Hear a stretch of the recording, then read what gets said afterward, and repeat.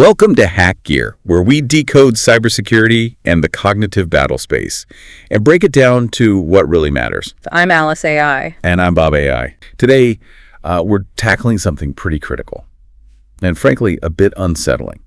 It's about the data the Chinese Communist Party, the CCP, has on U.S. citizens. We'll try to explore how they get it and, maybe more importantly, what they actually do with it. Yeah, absolutely. And what's really fascinating here isn't just the amount of data, it's the sheer variety.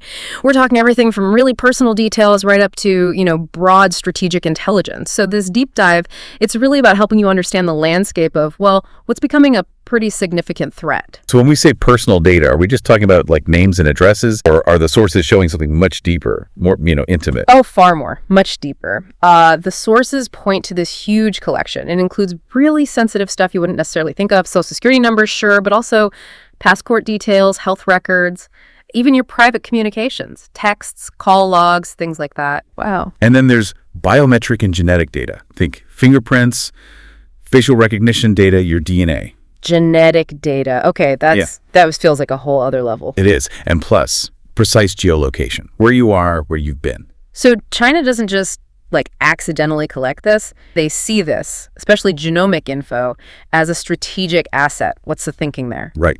It's not just random collection. They explicitly view bulk data, particularly genomic data, as a strategic commodity. It ties into their bigger goals. They're investing heavily in becoming a global leader in biotech.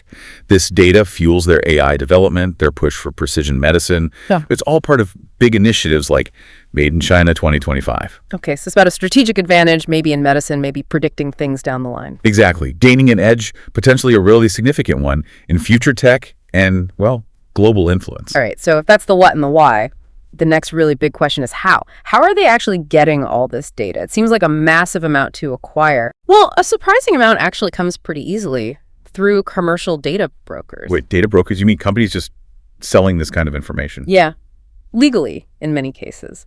They gather data from public records, your purchase history, social media activity, apps you use, and then they bundle it up and sell it. It's a huge market, often operating, just below the surface. That seems like a massive loophole, doesn't it?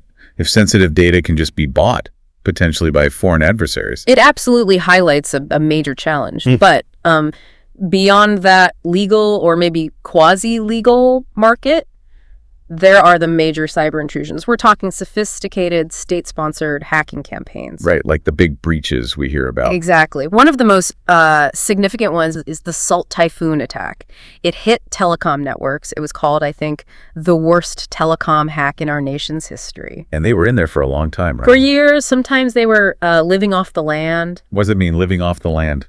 It means they use the victim network's own internal tools and credentials to move around and stay hidden. Makes them incredibly hard to detect. They just blend in. That's chillingly effective. Yeah. What other major breaches should people know about from the sources? Well, there are quite a few big ones. The Marriott breach, that was travel details, passport numbers, apparently for foreign intelligence gathering. Okay. The OPM breach, Office of Personnel Management, that hit 22.1 million federal employees. Sensitive background check info. It's huge. Yeah. Then the Anthem hack, the health insurer, that was nearly 80 million people. Social security numbers, income data, and of course, Equifax, the credit bureau. For that one, 4 members of China's military were actually indicted. So we're talking hundreds of millions of records exposed just across those few incidents. Yeah. It paints an incredibly detailed picture. An astonishingly detailed picture. And it's not just digital, is it? Mm-hmm. I was really struck by the mention of physical infrastructure, Chinese-owned cranes at U.S. ports. That's right. Sources mention concerns that these cranes, apparently at something like 80% of U.S. ports, could collect data on cargo movement.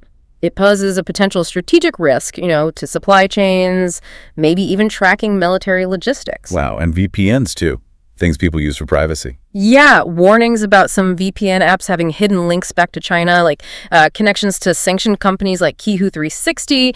So the tool you think is protecting your data might actually be funneling it elsewhere. Okay, so they have this enormous, incredibly detailed trove of information gathered through brokers, hacks, even physical equipment.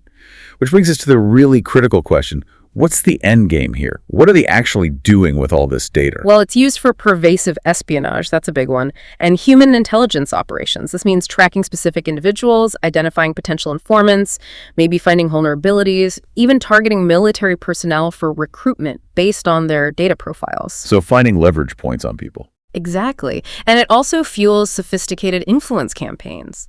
They can use the data to understand public opinion, spread specific narratives or propaganda, amplify social divisions online, maybe even try to interfere in political discourse. And training AI. Yes, definitely. Training advanced AI models to better predict behavior, refine targeting for influence ops, or even for cyber capabilities. And that access, combined with the port data, for example, raises the potential for cyber attacks on critical infrastructure, disrupting things in a crisis.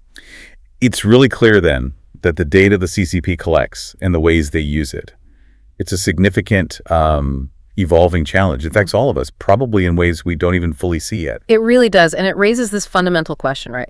Considering how wide and deep these operations seem to be, how much control do we as individuals actually have over the digital lives anymore? And maybe more importantly, what steps should be taken by individuals, yes, but also by governments to try and safeguard our information in this kind of environment? That's the big question.